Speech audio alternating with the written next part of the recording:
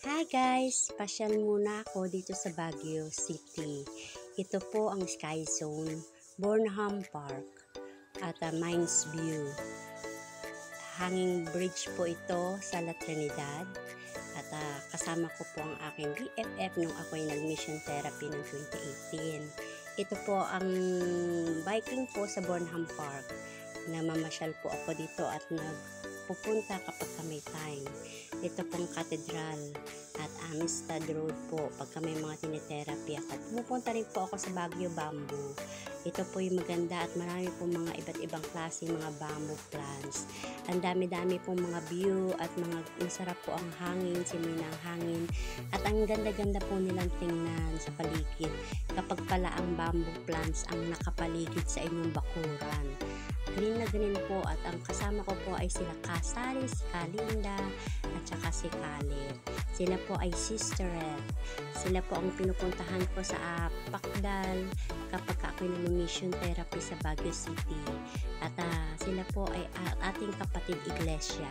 Kaya po pagka ako'y nag-mission therapy, sila po ang aking binibisita at doon po ako sa kanila nakikituloy. Ito po ang magandang diocese Baguio.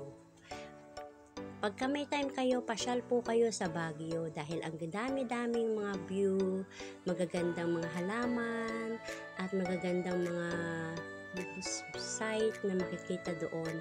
Malilibang ninyong mga anak sa dami ng mga magandang park meron ng Baguio City at makikita nyo ang mga opulence, iba't ibang klaseng mga plants at maraming mga site na pwede kayo mag-selfie kasama si Panda at yung mga Machu Temple at mga views ng mga New Year's nyo.